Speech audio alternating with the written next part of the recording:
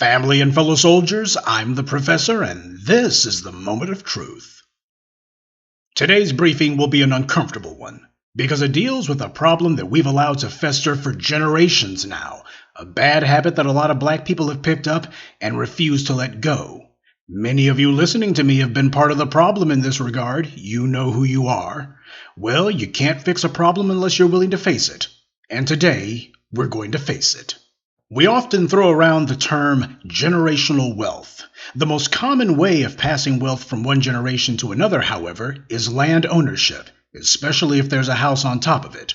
As black people, we've been robbed of our land for generations, centuries now, through a number of immoral and often illegal maneuvers, where the laws are written specifically to make it easier to take land from us.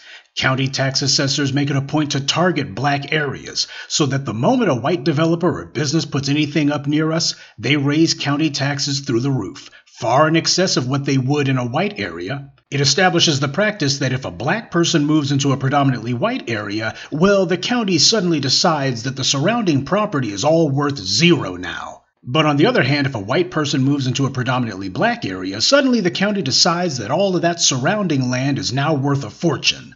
That situation is bad enough, but there are things we as black people continue to do that hurts our own selves, and worse, our children. When it comes to land, black people more often than not don't even try to make out a will, or some other legal documentation that establishes a clear line of possession. It may be obvious who owns the land right now, but upon their death, it's going to be up for grabs. Not to mention there's a bunch of legal mechanisms that developers or shady individuals in government can use to lay claim to our land if they catch us slipping, which, let's be honest, happens a lot more often than it should. Especially to a people who have been through this so many times now, we have no excuse for not knowing better. I'll bet any amount of money that we've all got at least one horror story about somebody in our immediate or distant family, some familial legend or other about your grandmother, uncle, mother, whomever, who had willed property to some relative or another, and because, of course, there was no will, either it was claimed by the state, or some real estate company swiped it out from under the family, or some unscrupulous relative laid claim to it. The possibilities are endless, but none of those possibilities are good. Why do we keep repeating the same history? Because we keep doing the same things, and that is not okay. Too many black people rely on so-called heirs' property and other so-called rights, and that legislation more often than not doesn't actually work. Oh, I know, Joe Biden's been talking some loose talk about having some sort of federal standard for that kind of thing, but folks, how reassured do you actually feel placing your fate and that of your children's inheritance in the hands of Jim Crow Joe? I'm not relying on him or resting on him. As black people, we're supposed to know better. The only times that we have ever gotten what we are due is when we've relied on ourselves and taken things into our own hands. Our problem is that most of the time, relying on ourselves is the measure of last resort. We've been trying to rely on that whole heirs property thing and it don't work. You've probably heard the saying that possession is 9/10 of the law. That's true, but the problem is it depends on who can establish possession. The laws are written to make it where any developer or unscrupulous individual can try to find a way to lay claim to land that doesn't have a clear line of title. Too many of us are simply determined to be lazy or to do dusty business, and we gotta call it what it is. It's not that we don't have the money to get the proper documentation or that we simply lack the time. It's that too many of us are careless about things relating to the next generation.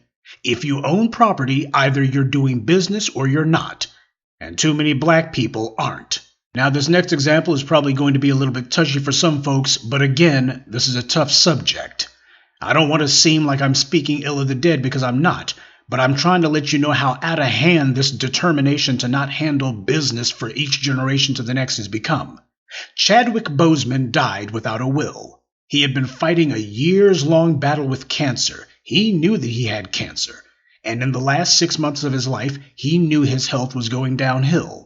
So why didn't he write a will? His wife is having to go through probate court to try to claim his property now. Probate courts are prohibitively expensive and time-consuming, and they also require that all debts and final expenses be satisfied first, as well as court costs. This can wipe out the value of an estate depending on what size it is. You see, when you got these black folks who try to hide behind excuses and lies about, well, such and such child will be able to claim it from the state or what have you, the first question ought to be, how many times have you died and left an inheritance to your children? Now, if you've got experience dying and leaving inheritances to your children or to some other relative or what have you, then you can talk. But if you've never done it before, then how the hell do you know? Too many black people are leaving things up to chance when it comes to making sure that the property stays in the family. If you truly want to ensure that there's generational wealth, then you don't assume that some vague statute about heirs' rights will be sufficient, because in our experience, it's not. Black grandparents and parents buy land and then it winds up being lost because the people who were supposed to be administering the land didn't want to do a little paperwork. And there's real estate vultures who watch to see when certain property comes available, especially in our neighborhoods. Now, if you live in the hood, that probably won't be much of an issue. Most black people in the inner city don't own much land. The real estate that we get robbed of is usually outside the inner city, the kind of real estate where developers like to build resorts or exclusive subdivisions. It's one thing to have land taken from us. It's another entirely to decide that at this late date, we're still not going to do what's right. It's hard enough for black people to get property, harder still to hold on to it. So why would any black person intentionally neglect to do one of the things that's the most straightforward and least expensive to hold on to what you got?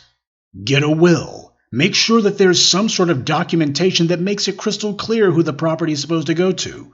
It's not carelessness that causes this. It's contempt. No sane black person can say that they don't know what it means to their heirs or to their family members or what have you to be able to keep property in the family. They refuse to do it because they don't care about their family. This is the reality. We have enough forces of anti-black racism fighting against us without putting these self-inflicted wounds on ourselves. Actually, they're putting the wounds on our children. It's bad enough when Pookie and Ray Ray cause problems. They don't own anything. But black people who have managed to acquire some property or generational wealth have no excuse for not doing the basics. When it comes time to buy land or to make our bank accounts and business entities, we do it because we have no other choice. We jump through all the hoops. Yeah, we'll complain a little bit, but we still do it. And we're determined to get it done too. Why? Because that benefits us personally. And that's why we do it. So even generational wealth gets reduced to nothing more than a vanity project. It's not about legacy for too many of us. That word doesn't hold much importance. Because when it comes to the single most important aspect of building a business or acquiring property, handing it off to the next generation so that they don't have to start from zero, all of a sudden black folks start making excuses. It's too much to ask. We don't have the time. Paperwork, what's that? And please miss me with the nonsense about, well, it's these courts you see. The problem isn't that we don't trust the courts on this issue. That's a lie. Because when it came time to make out the deed for the land, black people didn't have a problem trusting the courts. Whenever we get married, or we're having a degree that we're pursuing, or we want some sort of business license, we don't say, well, I don't trust the courts. When there's something we want, we are laser focused. We'll spend months and even years pursuing something. When we want it. It's only when it gets to the point of clearly defining how our possessions are to be distributed upon our deaths that black people suddenly start making excuses and telling fairy tales. The part that we don't want to have to say is that this issue involves two things that too many black people don't want to think about: death and their children. This is part of the reason that white supremacy has been able to hold us in check. Black people have not figured out what's worth dying for. And when it comes to children, we're pretty ambivalent on that too. Now, you can be mad that I said it, but you know I'm right. We see a business as just a means to get material items so that we can style and profile. A business facilitates our ability to get attention or to aggrandize ourselves. Too many of us are terminally selfish, and I'm sorry to say it's been going on long before the black baby boomers, but at least those earlier generations actually were telling the truth when they said that they weren't trusting the government. After all, who was empowering the marauding gangs of white supremacists to burn down those black townships? See, when those early generations from 100 years ago said they didn't trust the courts, that was because the town constable was the one who led the gang of white supremacist marauders who burned down the black Wall Streets, and the local judge was the one who declared that none of those terrorists had committed a crime. We broke the power of the white mobs, but we have not yet taken our power back because we refuse to take, or rather retake, responsibility for ensuring our legacy. Earlier generations did it. Why do we choose to drop the ball? It pains me to say that Generation X, and now it seems millennials, are also starting to take on this mindset of terminal carelessness. We're trapped in a vicious cycle, but it's one that we're refusing to break. We want to goof off. We want to focus on other things. This is not an inability. This is a refusal. Because as we all know, when black people make it our singular goal to put legacy planning at the top of our group agenda, nobody can stop us. They can try, but they won't succeed. So, why do we even refuse to do the most basic of things to hold on to our generational wealth? What's holding us back? First of all, we have this dogged refusal to accept that we're going to die someday. A refusal to accept this reality that at some point the party will be over. So we think that as long as we don't think about it, as long as we don't contemplate it, as long as we refuse to do anything to prepare for it, in our imaginations we're somehow keeping the Grim Reaper at bay. Because, well, we'll do it when the time is right. And we've seen for so many generations now the time is never right. And we just refuse to think about this our entire lives until we die without ever having done it. When a person has nothing that they think is important enough for them to die for, then that begs the question, what are they living for? But that brings us to the second problem, and this is even bigger than the first. We have an epidemic of terminal selfishness, directed at our own children. Too many of us have contempt for our kids, and that's rooted in self-hate. Too many black parents are resentful of their own black children, and they don't even know why, or rather, they know why, but they're scared to have to say it. A lot of us are desperate to feel like we've got power over something or over someone, and that's because we have so little power over our own lives. We're determined to control something or someone else, and that usually means the children. Too many black parents want to feel like they're denying someone something because they've been denied a number of things their entire lives and they didn't have any way to do anything about it. They want to feel like they have power. White society has far more wealth than us, so the comparatively meager holdings that a black person has won't impress them. To them, that's pocket change. But in black circles, it actually means something. Most black people feel impotent in the face of the racism we have to endure, and since we can't exercise any power over the racists who control the society, most black people, it seems, have instead retreated into some imaginary world, and they're trying to opt to turn their contempt toward people who they think they can control, or at least people who can't punish them for it. Black parents, it seems, are so starved to feel like they matter, so they want to hide behind delusions of persecution from their own children. They want what I have, they claim, even if they don't have much. Never mind that many of them have property that was given to them by their parents or by some sibling or other, someone who actually bothered to do it the right way. We've all seen this, or dealt with it ourselves. Someone who refuses to talk about the transfer of generational wealth with their children or family members. And if someone brings up the subject, they refuse to even discuss it, and it's obvious what they want is for someone to beg them for something or to grovel to them. Not that that would actually get them to do anything, but it would certainly make it where they would feel, well, I guess I can at least talk about it, not that anything's going to be done about it. White society considers it a sin for property to leave their family's hands. To them, it's a sin to let the state have back the land that the government gave to them. And let's be honest, the Homestead Act and various other follow-up legislation is where most of that land ownership came from, because almost none of them had that land before all those laws got passed. Laws that we were systematically and intentionally left out of. See, in other communities, they can be mad at their kids or whomever, but they make sure that when they die, somebody in the family is going to get their estate, and it's clear who it's going to be. That's why in white society, they came up with that saying, where there's a will, there's a way to break it. Because in their cases, they don't have stories about the property being lost, but they do have stories about it being misappropriated. All the times that some rich parent or grandparent died and the kids saw grandpa give his money, or rather their inheritance, to his slutty younger girlfriend, or they saw mom give all of what would have been their inheritance to some television preacher. They're the first ones to try to prove that mom was crazy or that dad's slut girlfriend got him drunk and tricked him into signing some papers. With other groups, it's clear who gets what. And the argument is about trying to change it. The argument isn't over whether or not the property is going to stay in their family. That's already settled. It's a matter of seeing if they can find a way to get a court to allow them to change it. But that's a different conversation entirely from the kind we keep having. This is not some pitch, by the way, to try to get you to go to some estate planning buddy of mine. I don't have any. I'm not a lawyer, and I'm not recommending anyone's services to you. We're all adults here, so it's up to each person to go ahead and do the legwork on that one for themselves. I'm saying that there's a reason why these other communities, everybody who's not black, talks about this issue so often. These other groups understand that it's inevitable that they're going to die, and rather than put their heads in the sand and pretend like death only happens to other people, they get realistic and actually take action to ensure their legacy as early as possible. After they do that, then they go back to goofing off.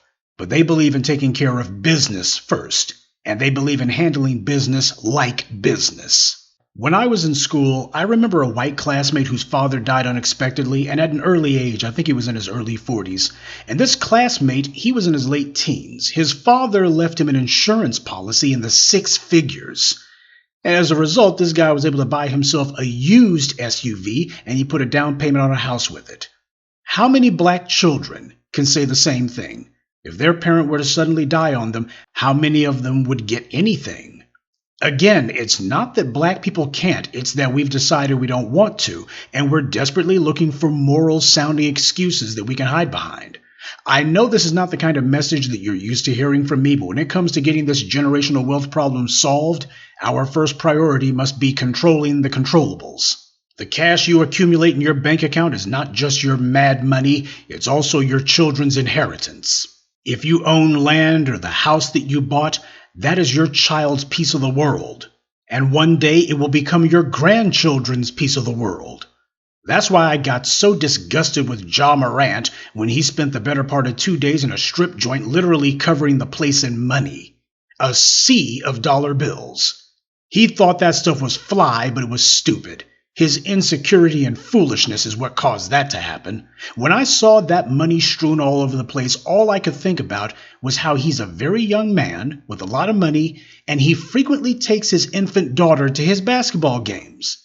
That money he was throwing around is her inheritance, and instead of giving it to his daughter, he thought it was a better idea to give it to some stripper instead. But Ja Morant's not alone. Most black people are doing the same thing. Sure, they're not blowing their money for a lap dance at some seedy club, but they're also not doing anything to make certain that their children get what they need so that they don't have to start from zero. That is the condition white supremacy fought to keep us in, to make sure black people have nothing, not even the music that we create. Now, to defeat this, we're going to have to fight back hard, but right now, we're not fighting at all. I've always told you that power is too important to be left up to chance. Generational wealth is generational power, and most of us are leaving it totally up to chance. Our enemies are capitalizing on that. We can blame them for attacking us, but we cannot blame anyone for the fact that we refuse to take even the slightest of preparations. Now, for a number of you, I know that this message is going to sting, because it's probably talking about you, and that's good. Somebody's got to talk about this because it's a generational curse that's plaguing us, and somebody has to call it out. When it comes to protecting the generational wealth that we actually accumulate, we have cultivated a culture of carelessness, and that's got to stop, and this is how we stop it, by calling it by its name. I'm sure I'm going to see a ton of comments from people claiming that they've done this or that for their children. They'll say, hey, I had my will done X amount of years ago, and that's not me. Well, the problem is we have far too many cases of the majority of black people who have an estate and they die and there was never a will. So that being the case, we got a lot of people lying about this kind of thing. The enemy is taking full advantage of this, and we have to call it what it is. There was a time, not all that long ago, when we used to do right. That's why the short-lived rebirth of Bruce's Beach happened in the first place. Preparation by a past generation led to success by a future one. We've got to get back to that. It's way past time we had a serious conversation about generational wealth. Not merely getting the reparations that we're owed, but also about how to do right with what we already have now. Good day, and be one. I'd like to take a moment to mention some of our contributors. LaToya Holloway, Sherman Marshall, Alexandria Victor, Timothy Hall, and Stay Positive. Salute to them and thank you to everyone for listening, liking, and sharing this message. Black empowerment only exists because of you.